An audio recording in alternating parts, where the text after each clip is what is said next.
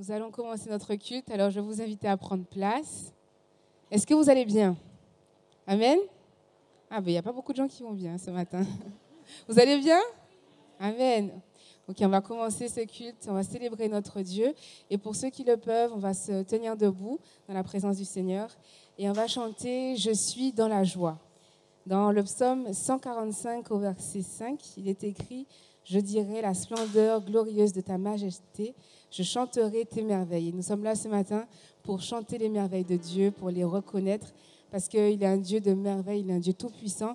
Et nous sommes dans la joie ce matin, et c'est pour ça qu'on va le proclamer avec ce chant « Je suis dans la joie ». Alléluia.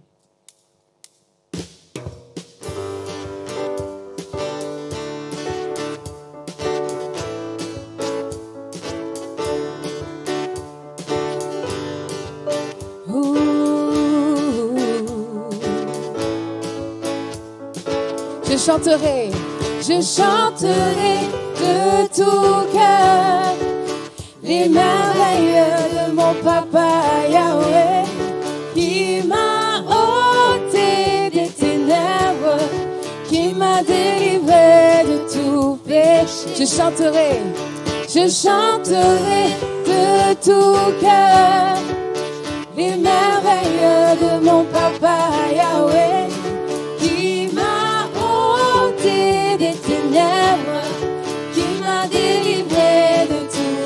Mon papa est fidèle.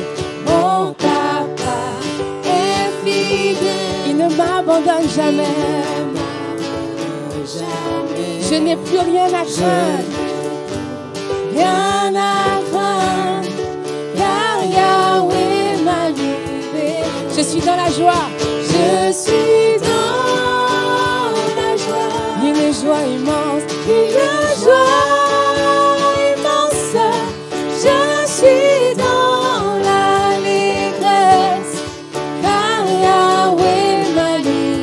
Je suis dans la joie, je suis dans la joie, une joie immense, je suis dans l'allée, car Yahweh m'a libéré,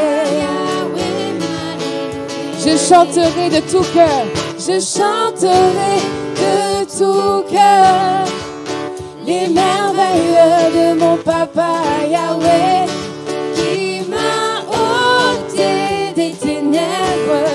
Qui m'a délivré de tout péché. Encore une fois, je chanterai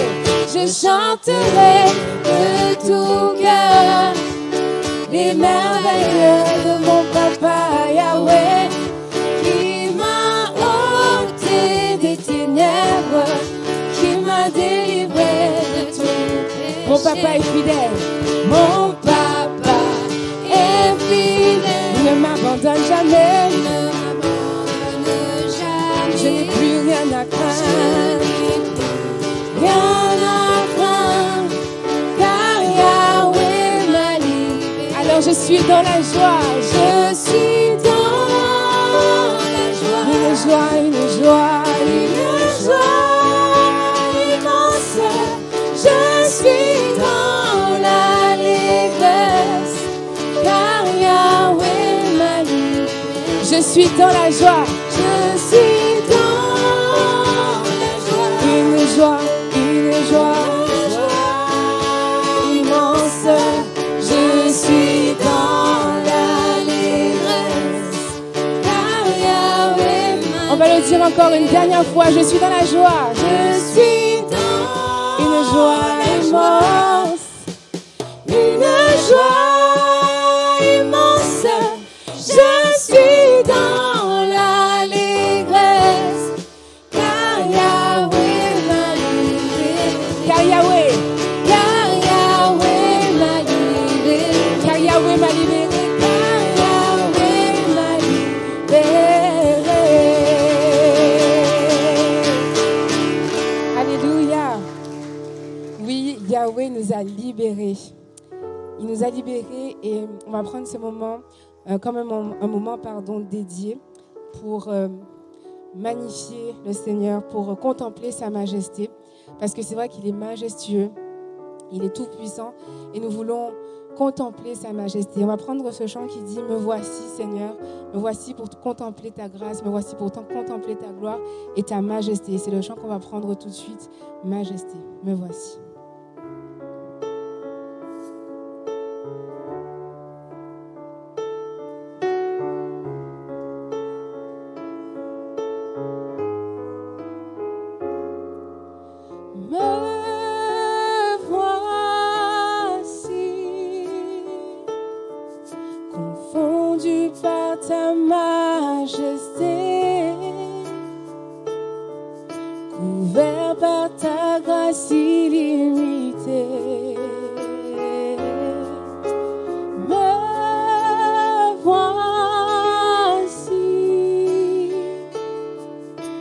Conscient du point de mes fautes, couvert par le sang de l'agneau, car je sais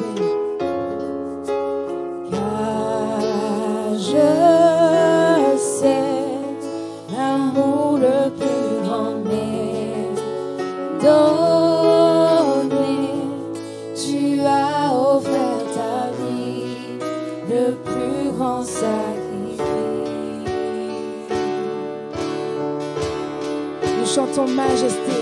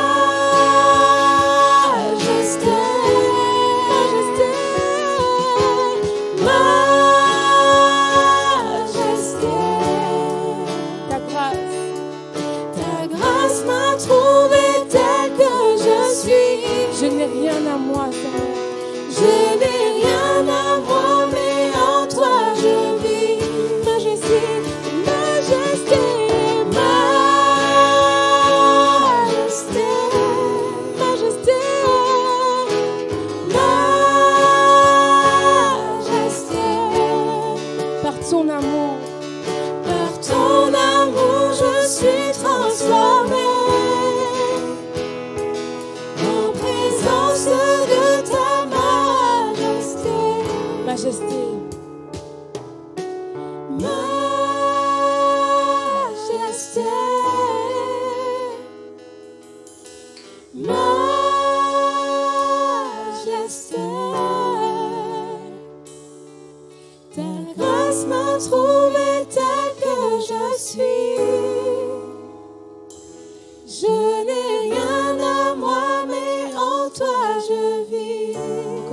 Majesté.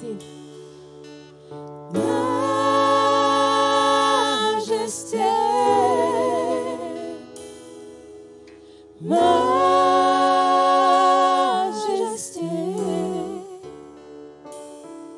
Par ton amour, je suis transformée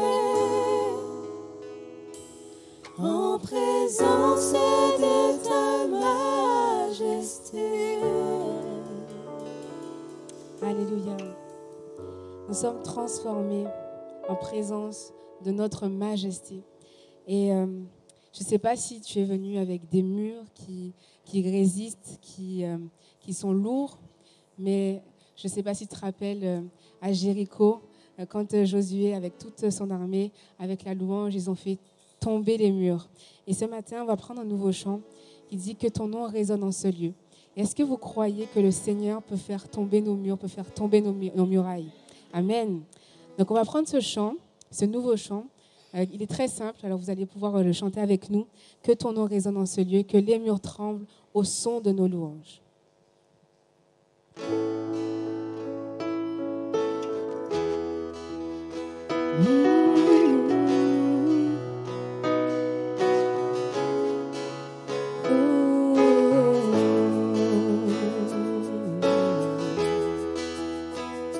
Que ton nom résonne.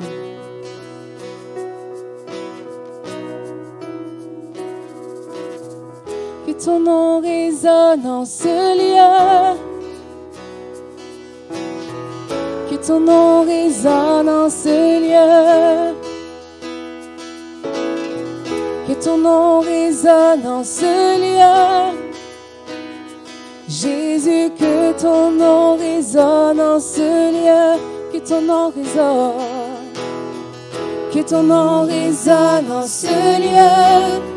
Que ton nom résonne. Que ton nom résonne en ce lieu. Oui, nous le chantons, que ton nom résonne en ce lieu. Jésus, que ton nom résonne en ce lieu. Que les murs tremblent au son de nos louanges, alors que nos voix s'unissent à celles des anges. Réponds sur nous ton esprit, ta puissance. Oh Jésus, Jésus, que ton nom résonne.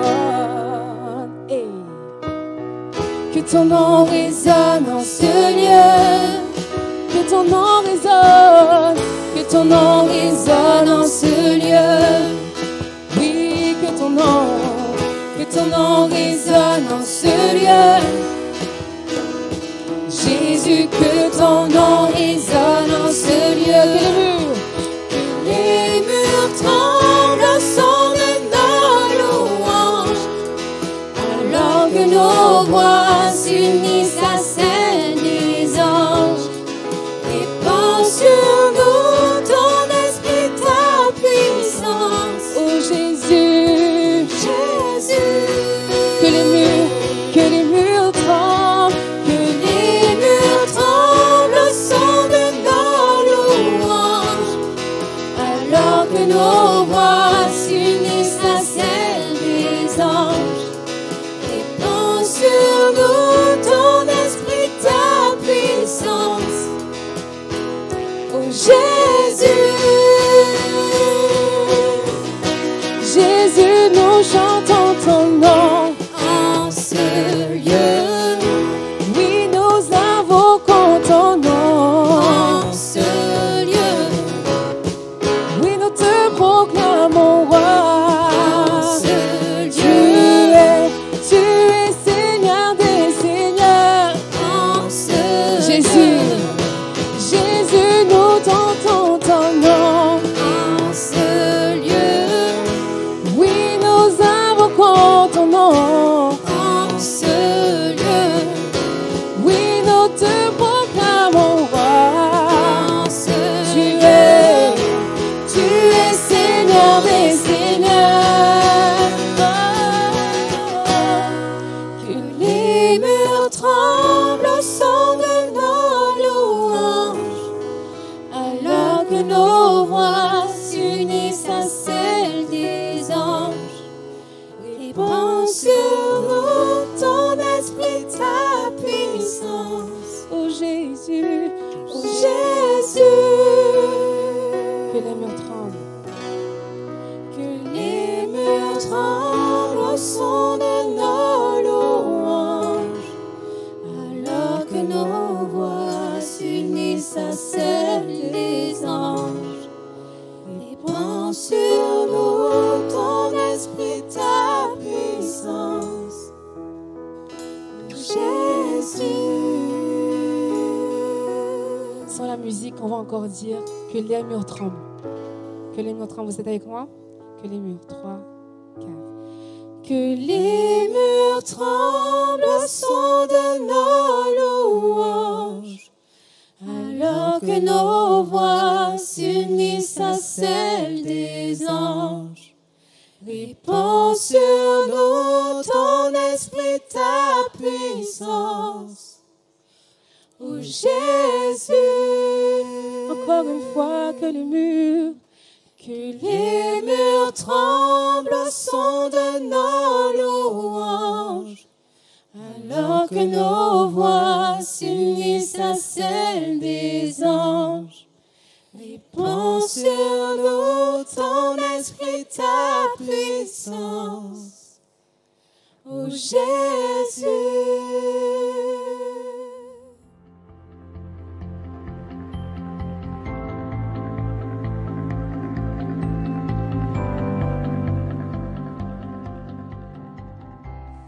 Bienvenue à tous.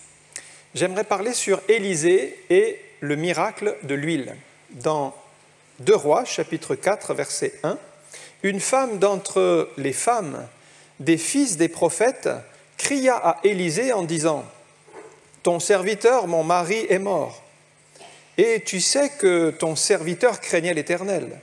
Or, le créancier est venu pour prendre mes 2 enfants et en faire des esclaves. » Élisée lui dit « Que puis-je faire pour toi? Dis-moi, qu'as-tu à la maison ?»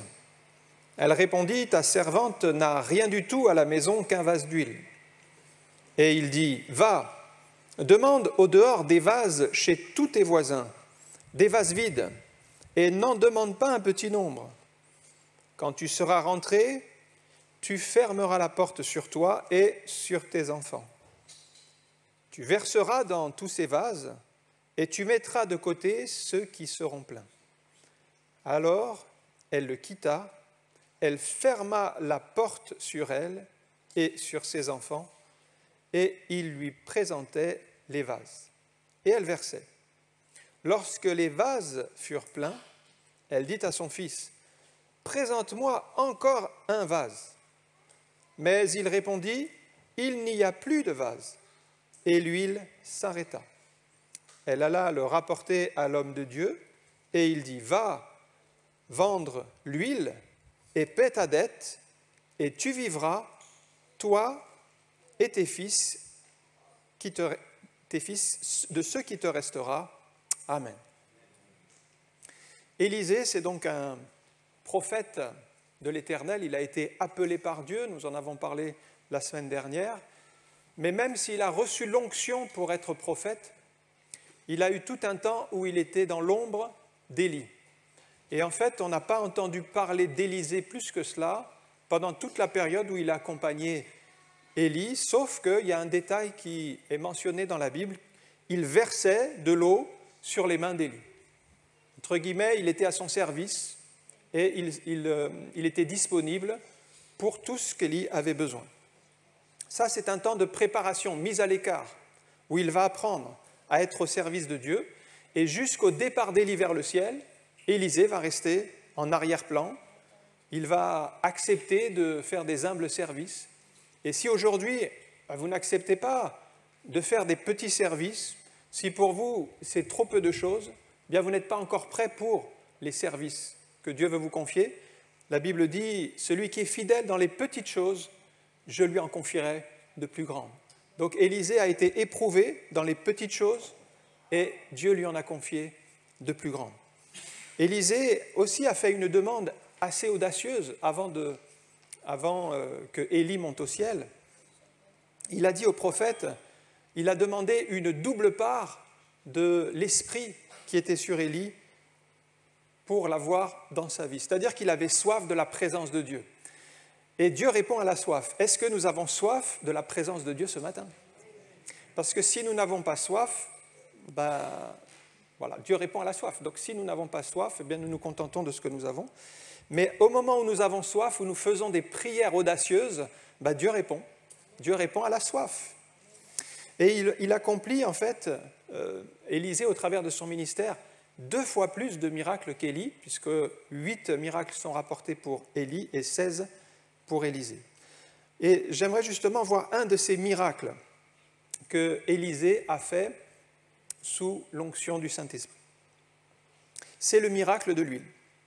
Alors le miracle, qu'est-ce que c'est? Si on peut définir un miracle, une définition simple d'un miracle, c'est ce que la science ne peut pas expliquer. Ce que la science ne peut pas expliquer. Un miracle, c'est une intervention divine qui est inexplicable avec les lois naturelles. Et comme l'homme raisonne et voudrait toujours tout expliquer, il cherche encore des raisons à ce miracle ou des explications à ces miracles, mais ce n'est pas possible. À un moment donné, il faut abandonner à Dieu et croire dans le miracle. C'est toute la différence entre connaître avec sa tête et croire avec son cœur. Parce que le miracle, ce n'est pas juste au niveau de la connaissance, mais c'est au niveau de la foi. Est-ce que vous croyez ce matin que Dieu est le Dieu du miracle? Si nous ne croyons pas, nous ne verrons pas la gloire de Dieu. Donc, en fait, le miracle est relié à la foi. Élisée, c'était un homme de foi. Nous devons être remplis de foi et nous attendre au miracle de Dieu. Alors, le premier point, c'est l'épreuve de cette femme, puisque, malgré tout, c'est une croyante, et elle passe par une épreuve assez difficile, vu qu'elle a perdu son mari est donc décédé d'une manière tragique, il a encore des fils assez jeunes, donc il n'était pas trop âgé, mais il a été repris comme cela, il est parti dans l'éternité. Il faut toujours être prêt, nous ne savons pas quel sera notre dernier jour, c'est pourquoi il faut toujours avoir fait la paix avec Dieu et savoir où nous allons après la mort. Cet homme était croyant, il avait donné sa vie à Dieu, donc il est parti auprès de Dieu. Son âme est partie auprès de Dieu, son corps est retourné dans la poussière, bien sûr. Mais c'est l'âme qui va survivre après la mort, qui a une destinée éternelle. Et le texte dit que cet homme était croyant et qu'il craignait Dieu. Donc il aimait Dieu, il servait Dieu, mais l'adversité l'a frappé et il est mort. Donc l'adversité nous frappe, croyant ou non croyant, la vie est brève, il nous faut être toujours prêt à partir pour l'éternité. Aujourd'hui nous sommes là, c'est que nous avons encore une mission à accomplir. C'est ce que Paul expliquait. Dans sa pensée, Paul disait que, pour moi, il est préférable que je m'en aille et que je parte au ciel. Mais il dit, à cause de vous et du ministère, il faut que je demeure encore sur cette terre pour un certain temps, jusqu'à ce que Dieu le reprenne. Donc il est dans cette dimension que tant qu'il est sur la terre, il est encore disponible pour faire les œuvres de Dieu et à l'écoute du Saint-Esprit. Eh bien, cet homme donc est parti au ciel. Et la différence, en fait, parce que nous allons tous partir d'une manière ou d'une autre dans l'éternité, et nous connaissons tous l'adversité, la différence, c'est comment allons-nous traverser l'adversité? Si nous sommes chrétiens, nous avons une espérance que Dieu dirige toutes choses et qu'il nous accueillera dans sa gloire. Mais si nous ne sommes pas chrétiens, si nous n'avons pas d'espérance, eh bien c'est comme si la vie s'acharne contre nous, nous prenons des coups, nous ne comprenons pas, mais parce que nous ne comprenons pas que Dieu est souverain et qu'il est derrière toutes ces choses. Donc déjà, nous devons croire que Dieu est à l'œuvre, et même dans cette épreuve, je remarque que cette femme qui est croyante, elle a perdu son mari qui est croyant, eh bien, elle a la bonne attitude. Elle va avoir l'attitude de la prière et elle va se tourner vers Élisée pour crier à l'Éternel. Alors, le verbe crier, c'est traduit implorer, supplier ou appeler au secours. C'est traduit le verbe hébreu de tous ces domaines. Cette femme est dans la détresse, mais sa première pensée, c'est de crier à Dieu et de demander le secours à Dieu. Et pour ça, elle s'adresse donc au prophète Élie, qui est l'homme de Dieu. De quoi avons-nous le plus besoin dans la détresse? Nous avons besoin d'un secours divin. Psaume 46, verset 2. Dieu est pour nous un refuge et un appui, un secours qui ne manque jamais dans la détresse. Donc si vous êtes dans la détresse, le seul secours qui ne manque jamais, c'est celui qui vient du ciel. il vient d'en haut. C'est pourquoi vous pouvez, comme cette femme, crier à Dieu, et lui, il entend votre prière et il répondra. Je remarque aussi une accumulation d'épreuves dans la vie de cette femme, parce que non seulement son mari est mort, c'est déjà tragique, sans compter qu'à l'époque, la plupart du temps, c'était le mari qui ramenait l'argent à la maison, puisque la femme, dans la grande majorité des cas, s'occupait du foyer, de l'éducation des enfants et travaillait dans la maison, mais ne gagnait pas d'argent. Donc ça fait des revenus qui s'arrêtent, et en plus elle avait des dettes. Elle avait de nombreuses dettes, peut-être qu'ils avaient acheté une maison, qu'ils avaient fait des emprunts, et elle ne pouvait plus rembourser ses dettes. Donc la mort vient frapper dans sa famille, elle est acculée par des dettes qu'elle ne peut pas payer, et le pire encore, c'est que les créanciers sont venus à la maison pour demander que ses enfants soient vendus comme des esclaves, pour payer une partie des dettes. Et là, on voit que les épreuves, ce n'est pas une épreuve qu'elle a, mais c'est 3 épreuves qui s'accumulent sur sa vie. C'est comme s'il y a tout qui lui tombe en même temps sur le dos. Et parfois, les épreuves s'enchaînent. Dieu permet parfois des situations compliquées, des épreuves qui s'enchaînent. Il y a un texte qui dit dans l'Ancien Testament qu'un jour, Dieu mit Abraham à l'épreuve. Mais Abraham, il était tranquille. Abraham n'a jamais demandé à être mis à l'épreuve. Est-ce que quelqu'un aimerait bien être mis à l'épreuve ce matin? En général, ce n'est pas notre demande, ce n'est pas notre prière.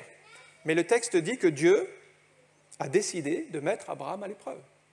Et effectivement, il va lui demander son fils. Et il va y avoir l'épreuve de la foi. Est-ce qu'il va le faire? Est-ce qu'il ne va pas le faire? Et vous savez combien il était prêt à livrer son fils en sacrifice, mais que Dieu l'a arrêté. Mais en fait, c'est Dieu qui a décidé de mettre Abraham à l'épreuve. Donc à un moment donné, eh bien, il faut accepter que Dieu nous éprouve. Et nous ne comprenons pas toujours le sens sur le moment, mais faisons confiance à Dieu, parce que s'il nous éprouve, c'est pour faire sortir de nous quelque chose de bon. La foi, en fait, de cette femme va être éprouvée dans ce temps d'épreuves terribles, et c'est précisément dans l'épreuve que notre foi doit s'exercer. Ne croyez pas que la foi, c'est juste quand tout va bien. Notre foi, en fait, doit se développer, se fortifier dans les épreuves. On le voit partout dans l'Écriture, lorsque le roi Nebuchadnezzar a décidé de faire une statue à son effigie et il a obligé tout le monde à se prosterner devant sa statue. Il y a 3 Hébreux qui ont résisté, et ces 3 Hébreux n'ont pas fléchi le genou devant la statue. Alors le roi les a convoqués, il leur a dit comment? Si vous ne vous prosternez pas, vous allez être jetés dans la fournaise. Il fait de l'intimidation, il essaie de leur faire peur pour qu'ils se prosternent devant la statue. Et c'est là où leur foi a été prouvée. Devant la fournaise, ils continuent à maintenir, non, notre Dieu que nous servons peut nous délivrer de la fournaise ardente et il nous délivrera de ta main, ô roi. Ils ont la foi donc devant la fournaise. Mais plus que cela, ils vont être jetés dans la fournaise et ils vont avoir la foi dans la fournaise. Et dans la fournaise, qu'est-ce qui se passe? Il y a un 4e homme qui les rejoint, et le roi dit, mais c'est comme un ange, il est semblable au Fils des dieux. Et en fait, ce 4e personnage, c'est très probablement une représentation de Jésus qui vient les accompagner déjà. Christ, qui existait avant sa naissance, c'est une préfiguration et qui vient encourager, assister ces 3 croyants dans l'épreuve. Quand nous sommes dans l'épreuve, le Seigneur n'est jamais loin de nous. Peut-être on ne le voit pas, on ne le ressent pas, mais il vient. Vous savez, on est un peu comme les disciples d'Emmaüs. Ils avaient vécu cette grande épreuve, leurs yeux étaient empêchés de reconnaître le Seigneur qui les accompagnait le long du chemin. Nos yeux sont souvent empêchés de le reconnaître, mais il est là. Et puis Daniel, pareil, lorsqu'il a refusé de prier le roi en place, mais qu'il continue à prier son Dieu, alors qu'il y avait eu un décret des Mèdes et des Perses, et qu'il a été jeté dans la fosse aux lions, et lorsqu'on lui a intimé l'ordre de prier le roi, il a refusé, donc il fallait avoir la foi devant la fosse, mais il a eu la foi dans la fosse. C'est plus facile d'avoir la foi quand vous êtes aux eaux et que les lions sont derrière les barreaux, par exemple, que la foi quand on est dans la cage avec le lion. Parce que quand on est derrière les barreaux, le lion peut crier, il peut rugir, mais vous êtes tranquille, il ne vous atteindra pas. mais quand vous êtes dans la cage avec le lion, c'est très différent. Et la foi, il nous faut la conserver aussi dans le cœur de l'épreuve, dans le feu de l'épreuve, au moment où on est en grande souffrance, en grande difficulté. On le voit donc partout, la foi, c'est pour les moments exceptionnels, comme David, il a eu la foi devant ce géant Goliath, et il a été à sa rencontre. Je lis ce texte de 1 Pierre chapitre 1, verset 6, pour vous montrer que la foi est nécessairement éprouvée pour qu'elle produise un bon fruit. C'est là ce qui fait votre joie, c'est Pierre qui parle. Quoique maintenant, puisqu'il le faut, vous soyez attristés pour un peu de temps par diverses épreuves, c'est bien marqué au pluriel, il y a des épreuves, afin que l'épreuve de votre foi, plus précieuse que l'or périssable, qui cependant est éprouvée par le feu, ait pour résultat la gloire, la louange et l'honneur lorsque Christ apparaîtra. Il est bien question de l'épreuve de la foi, qui est nécessaire, qui est indispensable, et dans le texte, même si elle est éprouvée un peu comme l'or est passé au feu, eh bien c'est pour un résultat positif, afin qu'il y ait ce résultat de louange, de gloire et d'honneur lorsque Christ apparaîtra. Donc l'épreuve n'est pas là pour nous détruire, mais pour nous permettre d'avancer et de sortir de nous quelque chose qui est au fond de nous, mais que nous ne savons pas. Et ça va être travaillé par l'épreuve. Même dans le monde aujourd'hui, avant de mettre sur le marché à la vente par exemple des jouets pour les enfants, prenons l'exemple d'une peluche, elle va être éprouvée, c'est-à-dire on va vérifier que tous les fils sont vraiment solides, donc on va tirer sur ses yeux, on va tirer sur ses mains, sur ses membres, voir si elle ne se déchire pas. Elle va être assez éprouvée et comme ça, elle va être certifiée conforme. Si elle ne craque pas, si elle n'est pas détruite, elle va pouvoir être mise à la vente. Donc il y a des épreuves qui sont faites, qui sont nécessaires pour que l'objet soit certifié conforme. Eh bien, dans le domaine spirituel, nous sommes éprouvés pour être rendus conformes à la volonté de Dieu, conformes à Christ lui-même, lui-même qui a été éprouvé dans sa vie, mais qui a marché vraiment par la foi. Personne ne choisit les épreuves, toutes les épreuves sont différentes. Regardez l'épreuve de cette femme, elle est très dure. Et chacun aura des épreuves, mais différentes les unes des autres, et on ne peut pas se comparer aux autres, parce qu'en fait, Dieu vous donnera la force pour l'épreuve que vous traversez. Mais ne comparez pas les épreuves des uns et des autres, parce que chacun, en fait, Dieu donnera la force pour la personne qui traverse l'épreuve en question. Et rappelez-vous toujours que l'épreuve, elle ne dure pas indéfiniment. Dieu a mis un terme à l'épreuve. Nous, notre préoccupation, c'est Dieu, quand est-ce que ça va terminer? Comment tu vas agir? Mais Dieu nous demande simplement de lui faire confiance et de compter sur sa grâce et son secours pendant l'épreuve. Regardez l'histoire de cet homme qui s'appelait Jaïrus, dont la petite fille était mourante. Quelle épreuve encore difficile. Sa petite fille sur le point de mourir, il se dirige vers Jésus et lui dit « Mais si tu entres sous mon toit, elle sera guérie. » Jésus entend sa prière et il l'accompagne. Sauf que pendant le trajet, une femme qui a une perte de sang depuis 12 ans arrête Jésus sur le chemin pour qu'il prie pour elle. Jésus le fait, mais ça prend un certain temps. Et de chez la maison de Jaïrus, des gens viennent lui dire « Mais écoute, ce n'est même plus la peine que Jésus vienne jusque chez toi, ta fille est morte. » Et là, c'est l'épreuve de la foi, terrible. Puisqu'il est venu pour sa fille, Jésus a accepté, mais maintenant, ta fille est morte. Il aurait pu être jaloux et se dire, mais Jésus a béni cette femme qu'il a arrêtée dans sa marche alors que Jésus venait chez moi. Cette femme a été guérie et moi, ma fille, elle est morte. Il aurait pu en vouloir à Jésus. Mais Jésus avait aussi un miracle pour lui. Il ne le savait pas encore. Mais c'était un miracle plus grand qu'une guérison, c'était une résurrection. Il y avait un miracle pour lui. Il y a un miracle pour vous. Ne soyez pas jaloux si Dieu bénit à côté, ou si Dieu bénit une autre personne, et peut-être vous dites « Ah oui, lui, il est guéri, et puis moi, je suis toujours malade. » Ne soyez pas jaloux, parce que Dieu aussi a son temps, et il y a un miracle qui vous est réservé. Faites confiance au Seigneur. Et Marc 5,36 dit ceci, lorsqu'on vient dire « La fille est morte », il dit, Jésus, sans tenir compte de ses paroles, c'est-à-dire ta fille est morte, dit au chef de la synagogue, ne crains point, crois seulement. Ça, c'est vraiment l'épreuve de la foi. On apprend une mauvaise nouvelle et le Seigneur nous dit, mais ne crains pas, crois seulement, il y a une solution. Il est prouvé dans la foi. Et effectivement, en arrivant, Jésus va prier pour cette petite fille qui était décédée et le miracle va s'opérer et elle va ressusciter des morts. Mais ce n'est pas facile. C'est pas facile de faire confiance quand on ne sait pas comment les choses vont tourner. Vous voyez, si Jésus avait dit tout de suite à Jaïrus, bon, t'inquiète pas, je vais aller chez elle, puis je vais la ressusciter, tu vas voir, tout va se passer comme ça. On sait à l'avance les choses. Donc, t'inquiète pas, ta fille va mourir, mais finalement, je vais la ressusciter. Bon, finalement, j'allais dire que quand on sait les choses à l'avance, on ne vit pas l'épreuve de la même manière, puisqu'on sait comment ça va terminer. Donc, on est confiant.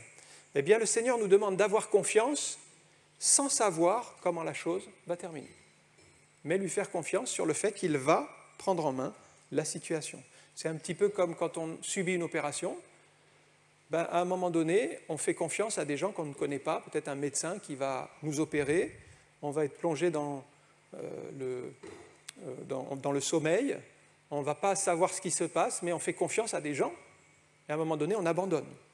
Bien, avec Dieu, nous savons qu'il est encore meilleur que le meilleur des médecins. Il nous faut lui faire confiance et abandonner notre vie à Dieu en lui disant, bien Seigneur, maintenant, je ne peux plus lutter, je ne m'en sors plus, mais je te fais confiance pour que tu agisses. On a du mal à faire confiance. Mais rappelez-vous ceci, c'est que Dieu ne se trompe jamais. Peut-être vous avez été déçu parce que quelqu'un vous a trompé ou vous a trahi.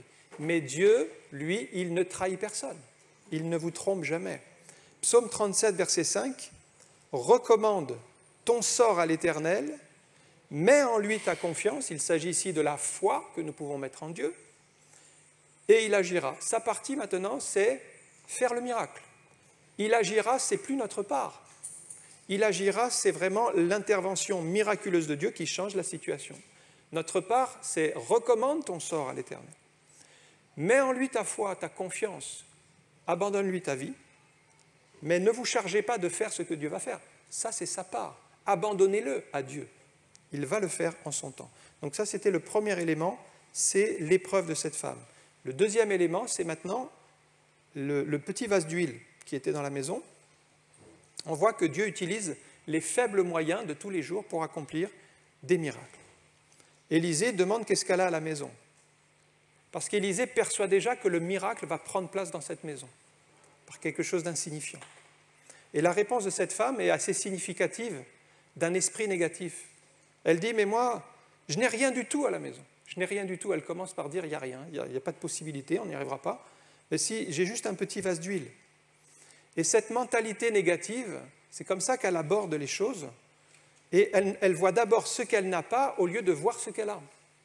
Et si vous avez une mentalité négative, priez le Seigneur de vous changer cette mentalité afin de commencer à voir les choses que vous avez et que Dieu peut utiliser.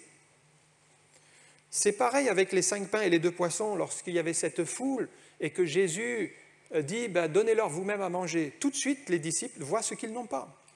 Philippe dit mais si on avait même 200 deniers, ça représente 200 jours de salaire. Si on avait une somme pareille, ça ne suffirait même pas pour acheter des pains pour tout le monde. Donc ils voient ce qu'ils n'ont pas. André dit, il y a bien un garçon qui est ici, mais il a seulement 5 pains et 2 poissons. Qu'est-ce que cela pour autant de gens? Ils voient ce qu'ils n'ont pas. Et c'est comme ça que Jésus va les éduquer et dit, apportez-moi le peu que vous avez. Apportez-moi le peu que vous avez. Les 5 pains, les 2 poissons.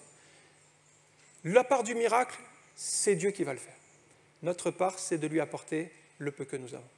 Et lui, il s'occupe de multiplier. Et il a multiplié les pains, il a multiplié les poissons pour la foule qui était rassemblée. Cette femme, donc, dit « Je n'ai qu'un vase », elle ne s'imagine même pas que Dieu peut faire quelque chose avec ce vase. Il y a un peu d'huile dedans. Mais ça sera le départ du miracle. En fait, sans Dieu, ça reste un vase insignifiant, qui n'a plus de valeur puisqu'il est presque vide. Mais avec Dieu, le Dieu du miracle, ce petit vase, va être une source de provision qui ne s'épuise pas. C'est ça, l'intervention de Dieu. il prend quelque chose peut-être de cassé, d'abîmé, de peu de valeur, et grâce à sa bénédiction, à sa souveraineté, à sa puissance, eh bien, il le multiplie. Dieu, en fait, n'avait même pas besoin de quoi que ce soit. Il aurait pu faire un miracle directement sans avoir besoin d'un petit vase. Bien sûr, il est le Dieu créateur, le Dieu tout-puissant, mais il aime nous faire participer par nos petites choses. Un petit peu comme quand il y a eu ce mariage à Cana et qu'ils ont manqué de vin. Eh bien, Jésus a demandé « remplissez d'eau ces jarres ». Et il a utilisé de l'eau. C'est très courant, l'eau, c'était facile à trouver. Et il a prié pour que cette eau soit changée en vin. Mais il est parti d'un élément assez simple qu'on a tous à la maison, c'est de l'eau. Et cette eau, après, est devenue du vin. Ça, c'est la part de Dieu, c'est le miracle qui s'opère. C'est maintenant l'intervention divine qui change les choses. Alors, on ne peut même pas imaginer tout ce que Dieu peut faire avec nos petits moyens. Parce que nos yeux sont souvent dirigés vers ce qui est petit, notre vision est limitée. Mes frères et sœurs, plus nous allons passer du temps dans la présence de Dieu, plus Dieu va nous communiquer sa vision et nous élargir la nôtre. Notre vision étriquée va s'ouvrir et on va commencer à voir le petit vase. Et ce petit vase, qu'est-ce que Dieu peut faire avec? Et on va commencer à raisonner différemment et se dire, mais si je le donne à Dieu, Dieu est capable de le multiplier et de faire quelque chose avec ce petit vase. Cette femme, donc, avait besoin de passer du stade où elle ne voyait rien, où elle considérait qu'elle n'avait rien dans sa maison pour faire quoi que ce soit, à une autre vision du petit vase que Dieu peut utiliser pour le multiplier pour sa gloire. Ensuite, le troisième élément que je voulais mentionner, c'est la nécessité des vases vides. Car Dieu va tester la foi de cette femme dans la quantité de vases qu'elle va prendre, puisqu'elle a une promesse que Dieu va multiplier l'huile et remplir des vases. Mais elle ne sait pas combien. Et c'est là où nous avons notre part à faire, notre initiative. Parce que si elle avait demandé que 2 vases, par exemple, peut-être 3 à ses voisins, eh bien, Dieu n'aurait rempli que 3 vases. Si elle en avait demandé 10, eh bien, Dieu aurait rempli les 10 vases. Et si elle en demandait 50, Dieu remplit les 50 vases. Donc c'était maintenant sa part de foi. C'était maintenant sa part de confiance dans le plan de Dieu et à elle de déterminer la quantité. Alors bien sûr, quand elle raisonne avec sa tête et qu'elle voit le petit vase d'huile qu'elle a et qu'elle se dit « mais comment vais-je faire pour remplir tous ces vases avec mon petit vase d'huile ?» Avec la tête, ça ne fonctionne pas. Il faut à un moment donné avoir la foi du cœur et de dire « Seigneur, tu peux le faire ». C'est ce qu'à un moment donné elle a fait. Donc, ses enfants ont pris des vases. Mais voyez, nous, on ne doit pas s'occuper de comment Dieu va faire le miracle. Nous, notre part, c'est de préparer les choses pour que le miracle prenne place. Mais notre problème, ce n'est pas le miracle. Ça, c'est le problème de Dieu. Alors, ne nous chargeons pas des problèmes de Dieu. C'est des problèmes trop importants. Occupons-nous de nos problèmes à nous, qui sont limités, qui sont à notre portée. Faisons ce que nous pouvons, mais ce qui est trop lourd à porter, laissons-le au Seigneur. Et lui, il accomplira en son temps. On voit aussi l'humilité d'Élisée, toujours, parce qu'il a été humble au service d'Élie, mais il est resté humble par la suite. C'est très important, quand on est dans un service, de ne pas avoir la grosse tête et de se croire pour quelqu'un d'arrivé d'important. Il est resté humble, parce qu'il dit à la femme, « Tu fermeras la porte sur toi au moment où tu verseras l'huile dans les vases. » C'est-à-dire qu'en quelque sorte, il s'efface et il laisse cette femme avec son Dieu pour que le miracle prenne place. Et lui se retire. Et ça, c'est important de ne pas se mettre en avant, de ne pas attirer les gens à nous, mais de les mettre en connexion avec Dieu. Et c'est Dieu qui fait le miracle. Et on rend gloire à Dieu pour ce qu'il a fait, et non pas pour un homme. Donc il a bien compris que la gloire ne lui revient pas, mais que toute la gloire revient à Dieu. Et ça, c'est un élément important, parce qu'aujourd'hui, beaucoup de gens attirent des foules à eux, mais c'est pour leur propre gloire, pour leur propre nom. Or, Élisée, nous voyons bien qu'il s'efface pour rendre toute la gloire au Dieu du miracle. Dieu répond donc à la foi de cette femme.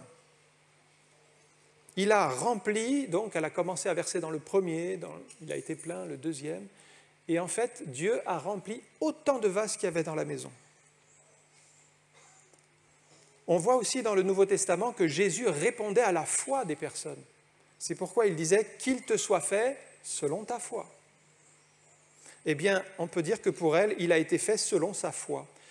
On peut dire que du côté de Dieu, il y a une provision infinie, c'est-à-dire que l'huile coulait, de manière indéterminée, mais que nous venons avec notre foi, et Dieu répond à la foi. Mais regardez du côté de Dieu, Éphésiens 3:20, voyez, « Or à celui qui peut faire, par la puissance qui agit en nous, infiniment au-delà de tout ce que nous demandons ou pensons, à lui soit la gloire dans l'Église et en Jésus-Christ dans toutes les générations, au siècle des siècles.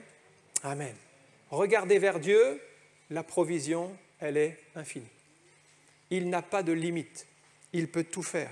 Et c'est comme ça que quand nous venons dans la prière, frères et sœurs, ayons cette vision de Dieu qui peut tout, qui est infiniment au-delà de tout ce que nous demandons ou pensons. Il est tout-puissant, il est vainqueur sur la maladie, il a toute la puissance pour nous délivrer de toutes les attaques et même des situations financières compliquées, le Seigneur est fidèle.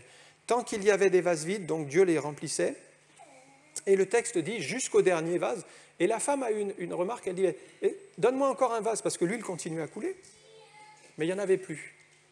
Et donc, pile, l'huile s'est arrêtée dans le dernier vase, il n'y a pas eu de gâchis, ça s'est arrêté comme il fallait, mais s'il y avait eu un vase de plus, il aurait eu aussi sa portion d'huile.